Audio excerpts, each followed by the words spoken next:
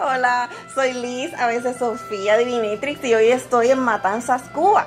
Soy Alba Onofrio, también reverenda Sex, y tenemos con nosotras hoy... Mi nombre es Gibi, de la Iglesia Metropolitana de Matanzas, Cuba. Bienvenida. Gracias por la invitación. Y bienvenidos a todos a Teología Sin Vergüenza, teología queer feminista que hace fluir la justicia. ¿Cuántas personas cristianas conoces tú sin vergüenza de ser queer y o feministas? Casi no se escucha de nosotros, pero sí existimos. Estamos por todas partes luchando en la academia, en las iglesias, en las casas y en las calles. Luchamos por nuestras comunidades y por nuestras propias vidas. No somos machos, pero somos muchas. Somos queer feministas sin vergüenza de tener fe. Somos teólogos sin vergüenza de también ser activistas. Somos las sinvergüenzas. Le sacamos el jugo a la Biblia para producir teología queer feminista que refresque la lucha y haga venir la justicia. En cada episodio encontrarás teología bien jugosa, como agua de papaya. Chúpetela. Mámatela como en Cuba. Entonces cuéntanos, ¿te identificas como una persona sin vergüenza? ¿Por qué sí o por qué no? Súper sinvergüenza. ¡Yeah! Estás en el lugar correcto entonces. Correctísimo.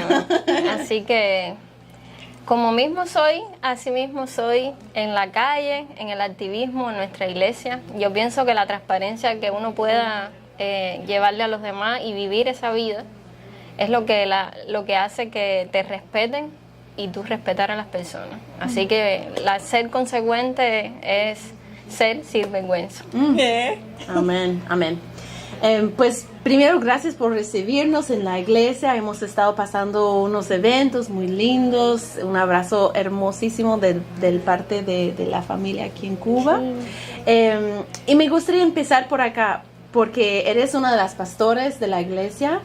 Y una de las características que adoro sobre esa comunidad es que realmente como a esa idea de como, no aceptamos tal y tal como personas queer o personas que están como con cuestiones de fe, etcétera. Pero ustedes no solamente aceptan, es una inclusión, no es aceptación, es inclusión, y no solamente de una forma como retórica, como, sí, está abierto si personas quieren llegar, pero incluso dentro de la comunidad hay personas que no solamente pueden llegar y sentarse ahí en la silla, pero pueden participar, pueden ser parte del ministerio, e incluso creo que para ti también no es solamente una cajita de cristianismo así pequeño. Entonces, cuéntanos cómo funciona. ¿Puede funcionar tener una visión amplia de la espiritualidad? Porque en Teología Queer Feminista estamos intentando proponer que sí es posible tener muchas diversidades de creencias y todo, y ser parte de la lucha queer feminista. Entonces, ¿cómo funciona en la iglesia? ¿Cómo llegaron a hacer algo así tan extraordinaria y tan raro a la vez? Entonces, muy queer. De hecho, Sí. ¿qué pasó? Bueno, precisamente por ser una iglesia radicalmente inclusiva, como realmente deberían ser, el cristianismo no debe ser una camisa de fuerza ni nada que aprisione las cosas a las personas. Y precisamente el cristianismo ha tenido la fe secuestrada. Entonces, si las personas no viven esa divinidad libre para poder vivir esa fe, entonces no estamos viviendo un cristianismo real, no estamos siendo cristianos realmente como Jesús quería que nosotros fuéramos. Entonces, en nuestra iglesia todo el mundo puede vivir esa fe. Puede también, interesante, hemos experimentado cómo las personas también pueden, esa fe va como permutándose, como así como en las casas. Yo puedo estar viviendo una experiencia de espiritual de una fe hoy, y mañana también puedo o vivir una nueva, o ir también arrastrando o incorporando y llevando la que ya tenía, y así la fe se va haciendo más libre porque ya no cabe, es como el aire, ¿no? Ya en esa caja ya no está. Como la divinidad también. Exactamente, como la divinidad. Entonces, en la iglesia todo el mundo puede fluir con sus espiritualidades, su fe, las pueden vivir, también las pueden expresar. Siempre creemos que la espírita siempre está acompañándonos. Y danos un ejemplo, ¿cómo funciona? Porque suena súper como, wow, ¿cómo es eso? Pero en el día a día, el culto, incluso, como, ¿cómo funciona cuando tienes personas de distintas tradiciones? O ¿cómo se combina o cómo se puede llegar a tener algo que tenga sentido como conectar? Por ejemplo, a ver, tenemos un miembro de nuestra iglesia que practica la religión yoruba y cuando es seminarista también, estudia en el Seminario Teológico de Matanza. Cuando él tiene la responsabilidad de tener la oración de intercesión, de acción de gracia, él generalmente termina en una oración yoruba y pidiendo entonces a todos los ancestros, a todos los seres, a todos los santos, los orishas que nos acompañen también en ese momento, ¿no? Para que todo confluya y que esas oraciones puedan ser escuchadas, pero también desde los ancestres, desde otras religiones. Entonces, esto para ti no solamente es filosofía, ¿verdad? Porque un pajarito me dijo que tú practicas otras, tú perteneces a otras religiones fuera del cristianismo, Sí, ¿no? sí. Entonces, ¿cuáles? ¿Cómo es eso? ¿Cuándo vas? ¿Cómo balanceas tu vida entre una y otra? Bueno, yo practico en mi vida la filosofía budista, la he incorporado a mi vida y yo pienso que esa manera de vivir desde la paz, la tranquilidad, desde esa cultura oriental, el respeto hacia los animales, hacia los seres que representan, más allá de los seres humanos, representan la naturaleza y cosas misteriosas que nosotros no podemos entender. Entonces, eso me ha hecho mejor cristiana en mi vida. Bueno, Eso me espera. Ahí tenemos que profundizar un poquito. Ser budista me hace mejor cristiana. Cuéntanos qué significa eso. Sí, a ver, yo pienso desde lo muy personal que muchos cristianos hemos perdido la conexión con la naturaleza. Desde ese libro de Génesis, de que empieza a hablar desde la naturaleza y la creación, ahora mismo los cristianos nos hemos olvidado de dónde son nuestras raíces. Y el budismo, como es una religión tan antigua y que también el cristianismo bebe de ella, como es el árbol de la vida, que fue el árbol de la sabiduría, yo pienso que reencontrarnos y hacerlo consciente, de volver atrás a esas historias, a esos ancestros, a esos seres que están también alumbrándonos, guiándonos, yo pienso que debemos volver a conectar con esa antigüedad secreta allí. Yo creo que seremos mejores seres humanos y mejores cristianos. No podemos perder esa luz. ¿Cómo tú llegaste ahí? ¿Cómo llegaste a las dos? Vamos, ¿cómo te hiciste cristiana y cómo te hiciste budista? Bueno, llegué a ser cristiana gracias a Elaine, que me llevó a la iglesia por primera vez. Y yo siempre he tenido mucha sensibilidad hacia la naturaleza, hacia los animales. Entonces me invitaron a practicar sazen y con los budistas de Matanza. Los budistas de Matanza tienen hacen sazen en nuestra iglesia porque ellos no tienen lugar y también los lunes se practica sazen en nuestra iglesia con todos los gatos que practican dentro del templo. Entonces poco a poco fui involucrándome en esa filosofía. Ahora también practico yoga. Es un yoga diferente donde se mezclan muchos tipos de budismo y me gusta más porque fluye más a lo que yo estoy buscando. Estoy en un camino, no quiero tampoco encasillarme, yo creo que la espiritualidad es fluir. La espiritualidad es como la espírita, que fluye constantemente y ya, yo la dejo fluir. Queremos que todos podemos dejar fluir lo que realmente sale de nuestras profundidades más auténticas. Y para ustedes, como de ver la naturaleza y los otros seres con mucho respeto y amor, yo lo veo en el ministerio con los animales. Entonces es como, si no han visto algo así, para mí fue muy chocante, emocionante, de la mejor manera, porque siempre me enseñaba como el templo es el lugar de Dios, entonces no puedo tener tacones o no puedo tener falda corta, como es un lugar tan sagrado que tiene que ser súper limpio, que no puede tener ni un pelito ahí afuera de su lugar.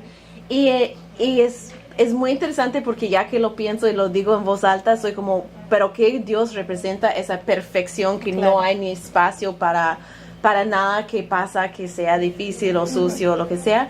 Pero llegando a Cubo y viendo esos gatitos por ahí corriendo, y yo primero puedo recordar la primera vez que estaba en el culto, que ahí estaba una gatita, pero así de chiquita, y estaba subiendo la tela del altar, y ahí y otro estaba dormida encima de la Biblia en el altar. Entonces era muy hermoso, pero a la vez como, qué extraño, estoy viviendo eso, pero como encajaba, como, pues claro, porque esos son seres y como están, de tenerles realmente bienvenida para mí era sorpresa, pero yo encontraba una sensación o un espíritu de la divinidad en el espacio, como el Espíritu Santo moviendo en el espacio, pero en forma con 4 patitas por ahí moviendo, ¿me explico? Entonces, ¿cuál es tu filosofía? ¿Por qué se permiten los animales estar en la iglesia? ¿O qué hacen con los animales? ¿Y por qué se permiten en el santuario? ¿Cómo llega a esta parte? Y en el santuario durante el culto. Sí, ellos son libres porque debemos ser libres. Son parte de la divinidad también, y nuestra responsabilidad es cuidarlos, alimentarlos, protegerlos también. Bueno, todos los animales de nuestra iglesia son rescatados de la calle, han sido animales abandonados. Durante la pandemia de estos 2 años han habido muchos animales abandonados en las calles por la falta de alimentos. Bueno, todos sabemos el periodo difícil. Y recuerdo como al principio que hablamos que estaban diciendo, ay no, pero los gatos y los perros pueden contagiarte con COVID. Entonces hubo también un momento en que todo el mundo estaba echando animales también. Eso fue lo que pasó también. ¿Y ustedes estaban ahí? Bueno, llegó un momento que había en la iglesia como 10 gatos. Y dijimos, mira, no podemos asumir más pero entonces nuestra iglesia ha sido un lugar de tránsito. Tenemos una red con los protectores animales de Matanza y los animalistas, donde cada vez que tenemos un gatico que está enfermito, lo alimentamos, lo curamos con medicina en conjunto con todos los animalistas, y después lo damos en adopción. También nuestra iglesia es muy interesante porque es un lugar donde voluntariamente se hacen campañas para esterilización.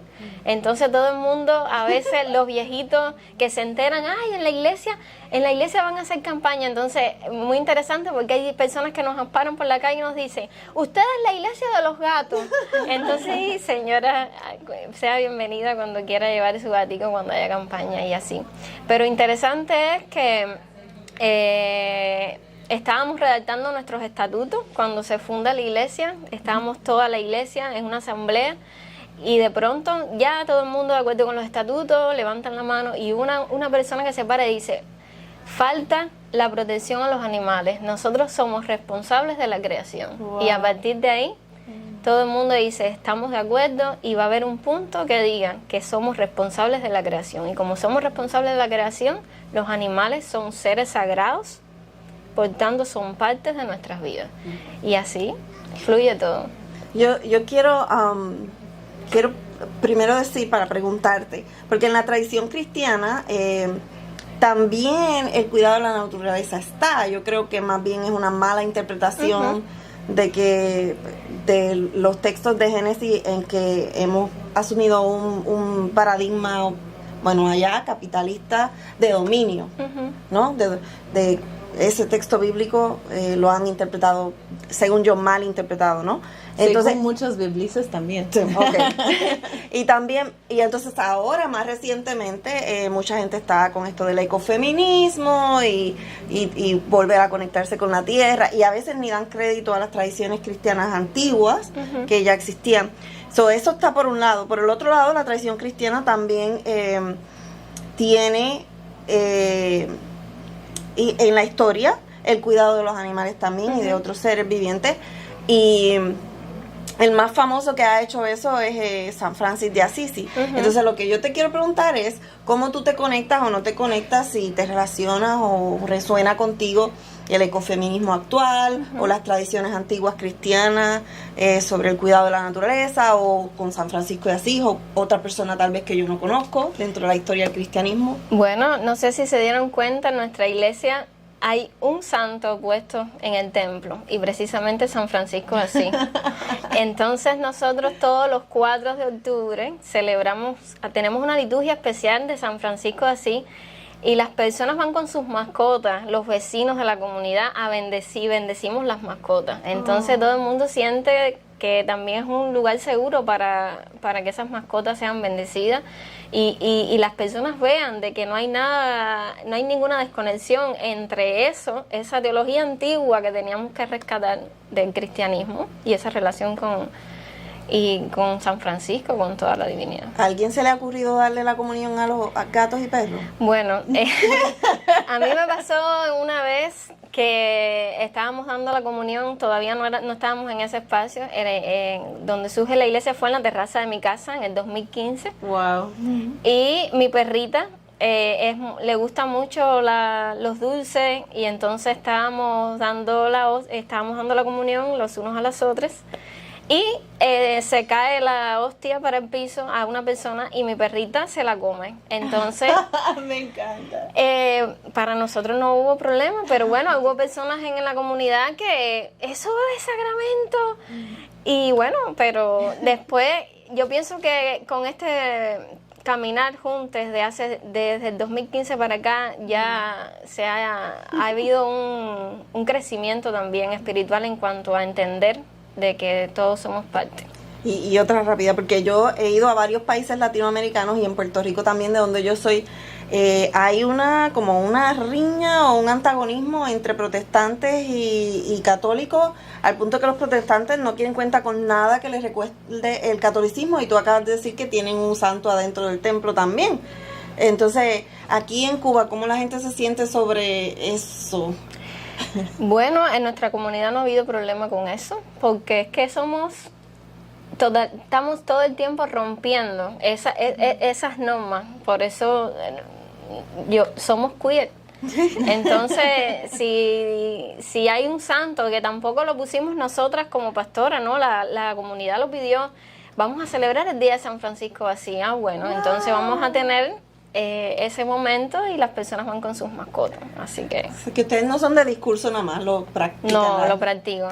Por eso yo siempre digo que es importante ser consecuente con tu vida real, con lo que tú vives, no solamente pararte a predicar o a decir esto debe ser, no tienes que vivirlo. Así las personas ven que de verdad tú lo sientes de corazón, y así es como un ejemplo. Y ok, eso me recuerda de ser consecuente y vivir como tú eres.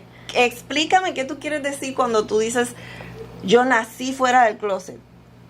Bueno, yo no tuve problemas cuando no tuve ni que decírselo a mis padres. Yo simplemente me enamoré y me dejé guiar, y ya, no di explicaciones. No me importó lo que dijera mi familia, nada. Así que no tengo problema con eso. No hubo armario de la cual podías salir. Yo siempre sí. Si había problemas, porque yo decía, no importa, es mi vida y yo la voy a seguir. Y siempre he sido así. ¿Cuántos años tenías cuando te enamoraste? 24 años. ¡Wow! ¿Y cuando estabas en escuela elemental, no te gustaban otras niñas? Quizás, pero no soy consciente, creo. No recuerdo. ¿No recuerdas? Quizás le mandé algún papelito por debajo, alguna, si sí o si no. ¿Sí? Qué bien, aquí hacen eso también. Ok, para mí una de las palabras que viene a la mente cuando pienso en ti es luz. Y lo que acabas de decir en términos de vivir una vida en que lo que creo, lo que digo y mis acciones son todo como en línea. Me gustaría saber, ok, ya tienes esa iglesia que hacen todas esas cosas raras, que tienen los animales pasando por el santuario, que tiene ahí un santo católico, que tiene personas orando en Yoruba, como, ok, pero cuéntanos qué hace. Yo entiendo la filosofía de la inclusión radical. Me gustaría saber que nos contaras, ok, entonces si seguimos un ejemplo así, ¿qué ves qué sale de eso? ¿Qué sale en términos de comunidad, de cómo las personas son, de cómo tú eres, como después de hacer algo, todas esas cosas raras, todas esas cosas super queer, ¿qué pasa al otro lado? Porque para mí, por lo menos, yo puedo decir que sí o que no algo es bueno o malo dependiendo en lo que sale, como los frutos, ¿verdad? Como la Biblia dice, puedes saber los profetas o los profetas falsos por los frutos que se dan. Entonces, cuando yo pienso en tu iglesia, en ICM y en Matanzas, yo pienso en tanta gente que adoro, que creo que son una comunidad tan amorosa, pero me gustaría más como estás ahí día a día y te estás viviendo realmente esta filosofía. ¿Qué ves? ¿Cuáles son los productos de hacer todos esos cambios, en ver los animales sagrados, en respetar la planeta, etcétera?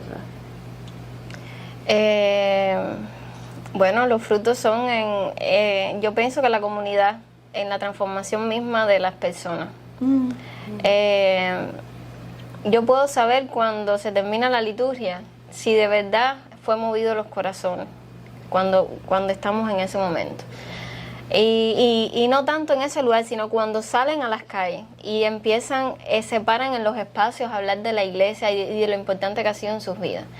Y siempre, generalmente hablas con alguien de la comunidad y lo primero que te dice es, sí, vivo una espiritualidad, pero también tengo que luchar por mis derechos. Y yo creo que yo me siento feliz con eso, que han entendido muy bien que la manera de vivir esta teología y la manera de vivir esta espiritualidad también es de lucha.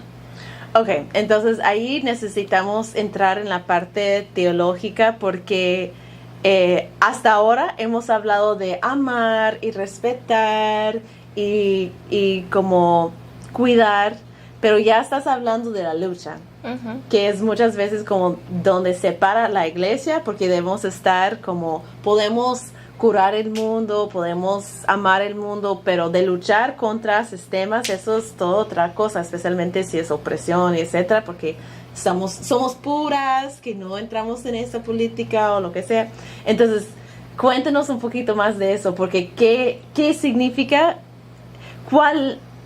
Tantas preguntas. Tal vez lo que quiero saber es, ¿cómo ves a Dios o Jesucristo de una forma que exige o que sí apoya una lucha y también espiritualidad expansiva a la vez?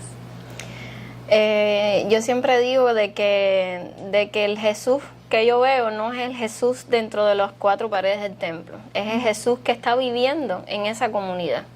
Por tanto y demás, somos una iglesia que tiene que vivir con la comunidad en la sociedad, por tanto se tiene que insertar en todos los cambios que haya.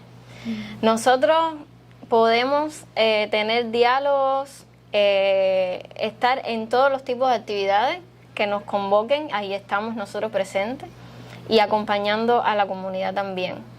En esto del Código de la Familia que se está ahora desarrollando en nuestro país, nosotros somos parte también de la educación de las personas que no entendían esa manera de los artículos del código. Nosotros también tuvimos el mensaje de poder discutir con las personas cada artículo, y eso también es una manera de hacer teología, es una manera de contextualizar a Jesús en este momento histórico que estamos viviendo en Cuba. Entonces Jesús también está acompañándonos en todos estos momentos.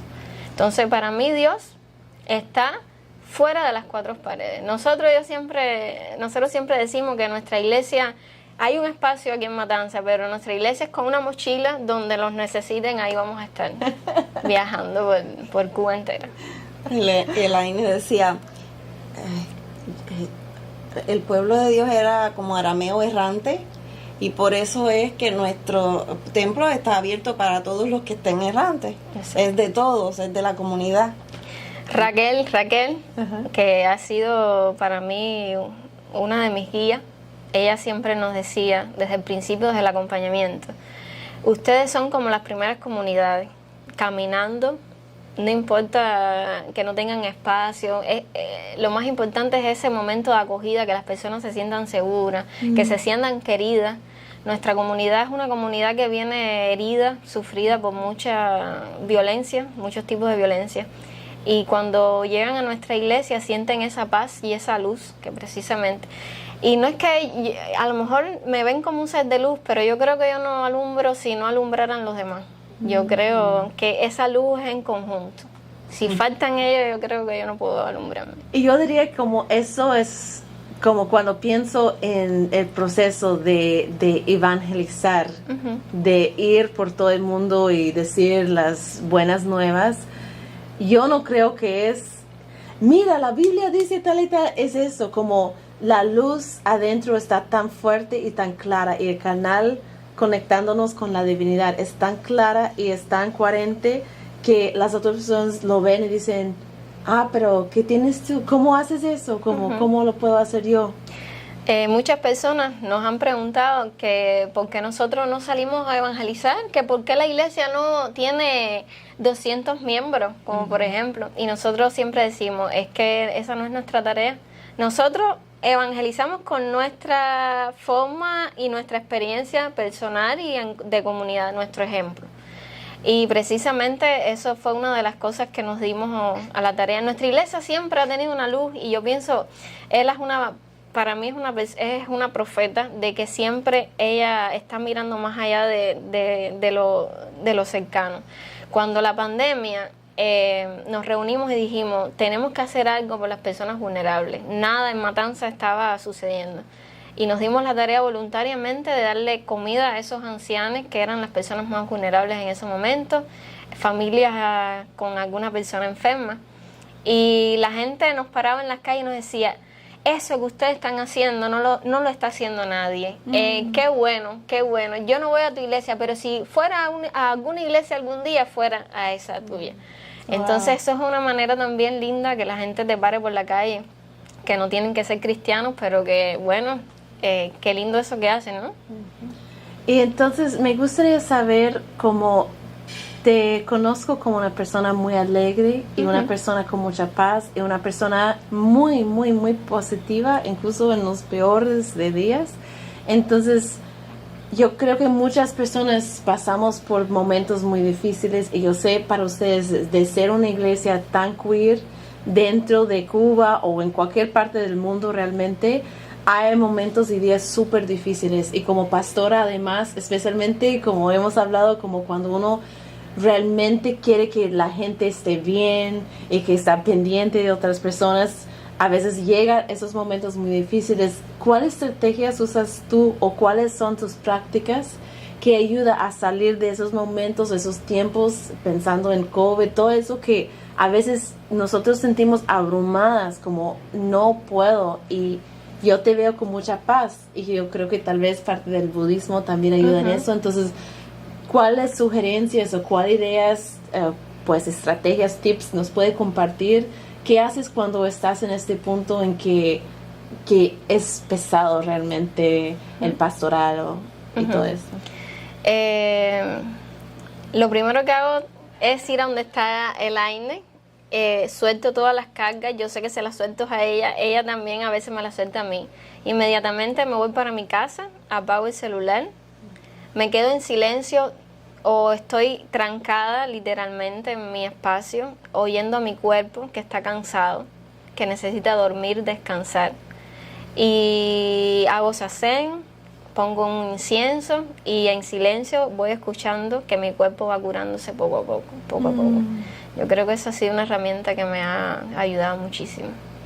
¿Cómo aprendiste a escuchar a tu cuerpo? Entonces, el cuerpo es muy importante en la teología feminista queer y el cristianismo, bueno, algunas personas lo han desechado, lo ven como que es malo y como nos decía Nene en otro episodio anterior, es like, no es que el cristianismo tenga problemas con el cuerpo, es que quiere controlar el cuerpo. Exacto. Pero bueno, la cosa es que es como un problema, entonces lo que resulta de eso, hablando, son personas como que están desconectadas de su propio cuerpo, ¿no?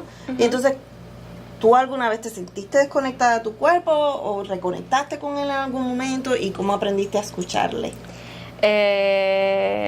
Yo fui más consciente de lo que mi cuerpo necesitaba cuando empecé a practicar la filosofía budista. Yo andaba trabajo y siempre, cada vez que terminaba alguna actividad, yo trabajaba en un centro cristiano donde era mucho trabajo, talleres de liturgia, trabajo con niños, entonces era mucho trabajo. Y siempre mi cuerpo al terminar ese trabajo me daba asma, me faltaba el aire, me daba catarro. Y yo dije, no, esto es el estrés, entonces esto es un síntoma de que necesito parar, tener un tiempo para vivir y saber que ese trabajo y esa presión enfermaba mi cuerpo. Entonces esa fue una de lo que aprendí. Así que... Wow. Y al otro lado, ¿cuáles son las cosas que te hacen más feliz o te da más gozo? Ver a las personas felices. Me encanta cada vez que tengo una responsabilidad de hacer una actividad donde yo veo a las personas felices, sonriendo, que puedan ser ellas mismas, ya eso es feliz para mí. Tanto que a veces, y también tengo que escuchar a mi cuerpo, me olvido de mí y me entro mucho en las personas. Y también eso es algo que aprendí. Tienes que primero escuchar tu cuerpo para entonces poder ayudar a los demás, porque nos enfermamos. ¿Y qué tiene que ver tu sexualidad? Porque te escucho y digo, pues, si fueras heterosexual, tú podrías estar perfectamente en muchos espacios muy bienvenida, pero la sexualidad, así como tal, nos quita de muchos espacios. Uh-huh. Entonces, ¿qué tiene que ver tu sexualidad o tu identidad de género dentro de tu fe, tu ministerio? ¿Cómo conecta? Sí, ¿cómo conecta tu sexualidad, espiritualidad? ¿Cómo van esas cosas juntas? Pues yo la veo muy bien. Yo siempre he sabido de que yo siempre he sabido que era una persona especial, lo que no tenía las herramientas para buscar los argumentos. Yo sabía de que me gustaban las muchachas desde niña. Y yo me quería también así, por tanto y demás, yo creo que yo no tenía problema con vivir esa fe y mi sexualidad. Así que... Pero, ¿cómo? ¿Cómo así? Sí. Porque la familia te aceptaba, porque yo sé que la sociedad, la iglesia, como esos no son lugares bastante hostiles para nosotros, entonces... Uh-huh. ¿Eres terca en lo que quieres? ¿Cómo funciona esto? No me doy nunca por vencida. Yo digo sí y voy. No importa tu opinión, no me importa tu opinión. Es sí, porque primero es lo que yo amo y lo que yo siento. Eso es así en mi familia, en la sociedad y en todo. ¿Y qué signo eres? Cáncer. Ok, solo pasa. Pero eso me acuerda porque... como que no pregunté ahorita, tú dijiste que te enamoraste a los 24 y que no anunciaste nada, de eso fue lo que pasó y ya. Uh-huh. ¿Alguna vez tu familia te dijo que no estaba de acuerdo, o te reaccionó mal cuando trajiste tu novia a la casa? ¿O alguien cercano a ti alguna vez? ¿O no había espacio ni para decir nada? Exacto. No, simplemente yo sabía de que habían sentimientos encontrados y yo un buen día llegué y yo dije, yo sé lo que yo quiero, por tanto y demás voy a vivir mi vida, y ya tenía la bendición de mi abuela, que es una de mis luces, y me dijo, te apoyo en todo y yo lo único que quiero es que seas feliz. Y yo dije, si tengo su bendición, me voy a vivir mi vida. Y así fue. Así fue, salí de mi casa a los 24 años, me alquilé, sin dinero y sin nada, pero todo fue fluyendo porque era tanta la felicidad y que todo vino bien. Eso me está tan curioso porque la abuela casi siempre, o sea, las generaciones anteriores son más conservadoras que las más recientes, y entonces es como que yo pensaría como que se le haría más difícil a mi abuela aceptarme que a mi mamá, por ejemplo. Pero a veces las abuelas en particular quieren que sus nietas y nietos sean felices. Sí, son las consentidoras. Sí. Mi abuela es una guerrera. Mi abuela con 19 años ya tenía 2 niños. Wow. Entonces fue viuda también, se quedó viuda y ha luchado toda la vida con mi mamá y mi tío sola. Y hay una anécdota muy interesante en mi familia, que es que mi abuela y su hermana fueron las que apoyaron a una sobrina que tienen, pero que cuando estaba en Cuba era hombre. Y fue botado de su casa por el papá, por el hermano de mis abuelos. Y mi abuela y su hermana eran las que en el lugar donde estaban lo acompañaban, le llevaban la comida. Y pasaron todo ese proceso con mi prima. Wow. Entonces, ahora mi prima es una persona trans. ¿Todavía vive en Cuba? No, vive en los Estados Unidos con su identidad ya de mujer. Pero mi abuela siempre ha sido la tía que ha acompañado en ese proceso. Entonces, yo siempre digo que mi abuela ha sido una revolucionaria de la sociedad, y por eso conmigo no hubo problema, me sentí acompañada. Total. Y además, como muy interesante, que ella quería que tú fueras feliz. Y lo que tú quieres es que tu gente sea feliz. Exacto. Entonces es como una transmisión total de que haz lo mismo. Entonces, ¿qué dices como pastora a las personas de nuestra comunidad que llegan con tantas heridas y que muchas veces escuchamos de la familia, de la iglesia, etcétera? ¿Cómo respondes a estas, como, pues son pesos muy grandes, son cosas como piedras en el alma? ¿Cómo respondes cuando nuestra comunidad te acerca como pastora? Escuchar mucho. Las personas necesitan hacer catarsis, llorar. Mira, esa es una de las cosas que las personas se reprimen. Les da pena llorar delante de las demás personas. Entonces, llorar, que se sientan en un espacio seguro, darle su tiempo y respetar su tiempo también, no acelerarle los procesos. Entonces, simplemente lo que hago es acompañar. Cuando esa persona, yo no violento sus palabras ni lo que quiera contarme, yo simplemente la acompaño, y poco a poco, cuando esté preparada o se sienta ya segura, entonces puede soltar todas esas cargas que tiene, poco a poco. Hay quien no, hay quien lo suelta y tiene también esa manera esa herramienta, pero bueno, todo el mundo no las tiene y hay que acompañarles en su camino. Y yo siempre digo que un ejemplo, muchas personas vienen y me dicen, pero dígame pastora, ¿qué tengo que hacer? Dígole, no, eso lo vas a descubrir por ti misma, tienes que descubrir qué vas a hacer. Solo piensa, solo una pregunta, ¿qué harías tú? Y no me des la respuesta, eso lo vas a descubrir. Y así, fluyendo, escuchando los cuerpos, siempre. La palabra clave, fluir.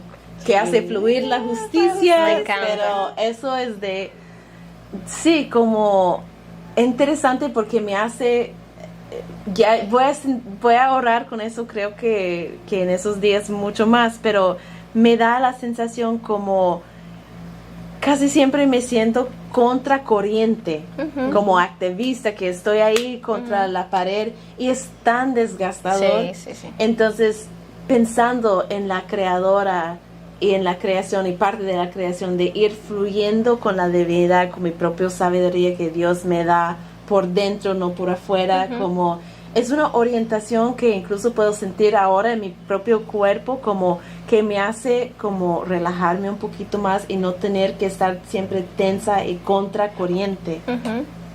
Me encanta. Así.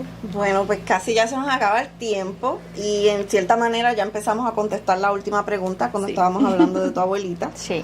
que dijiste que fue luz para tu vida, pero siempre queremos preguntarte cuáles son las fuentes de tu sabiduría ancestral, quiénes son las personas vivas o de nuestros ancestres, las pasadas, que transicionaron ya, pueden ser familiares, pueden ser personajes históricos, pueden ser libros teóricos, lo que sea, de donde tú sacas lo que te ayuda a articular todo esto que has estado compartiendo y la fuerza para seguir adelante. Bueno, una de ellas mi abuela, siempre ha sido la persona, mi guía, yo la quiero mucho y por eso, por ser mujer, por haber sido viuda, porque la obligaron a casarse con 13 años con un hombre que ella no le gustaba. Y para mí eso ha sido como, no quiero ser, y ella siempre me dice, no, nadie puede vivir lo que yo viví. Entonces ella también me ha enseñado eso. Me identifico mucho y yo pienso que llevo la carga, yo soy de sangre caliente, aunque parezco de paz, pero cuando se trata de justicia es algo que me sube así caliente. Me identifico mucho con Mariana Grajales, que es una mambisa, la madre de los Maceos. Y era una mujer negra, mambisa, de la guerra de independencia. Y de carácter muy fuerte. Decía, hay que salir a luchar. Aunque estés enfermo, tienes que recuperarte rápido y tienes que salir a luchar. ¿Qué significa mambisa? Las personas que lucharon por la independencia, los mambises de Cuba, los que lucharon por la independencia de Cuba. ¿Había alguien que se llamaba Mambí? Mambí era como se nombraba. Okay. Bien, las tropas de los cubanos, los mambises. Okay. Así que eso. Y como ejemplo también de siempre Raquel Suárez ha sido una luz para mí. Otra sinvergüenza, entonces si no han visto el episodio de Raquel, por favor, así mismo. Y bueno, y cosas misteriosas que yo pienso que también me acompañan, cosas de la astrología, desde mi signo de Cáncer. Por eso yo siempre tengo esa conexión con ese elemento del agua, que siempre está presente donde quiera que yo esté. Por eso me encanta vivir en esta ciudad, que es rodeada de ríos y de mar. Y yo pienso que eso también tiene que ver con mi espiritualidad, que me va llenando de esas aguas de Ochun, de Yemayá, de esos seres budistas que nos acompañan también en la naturaleza. Entonces, yo pienso que estoy llena de todo eso. Muchísimas gracias por estar con nosotros. Gracias hoy. a ustedes por la invitación. Impresionante, toda la comunidad, realmente me siento en casa y eso es un logro porque para muchas activistas llegamos a espacios esperando como lo que sea rígida, que sea como cerrado, y siempre me siento en familia, en casa, en hogar. Entonces, gracias por recibir Teología Sin Vergüenza, gracias por el amor, el cariño y todo pues que has compartido con nosotros. Gracias a ustedes, gracias por estar. Y gracias a nuestra audiencia. Sí. Pendiente a nuestro próximo episodio de Teología Sin Vergüenza, teología queer feminista que hace fluir la justicia. No te pierdas nuestro próximo episodio donde conocerás a otra sinvergüenza más. Y dale like, dale me gusta, compártelo con tus familiares y amigos. Somos las Sinvergüenzas. ¿Eres tú una de nosotras? ¡Sí! Una vuelta de cara, no puedo atender. Perdóname, Señor. Perdóname, mi hermano.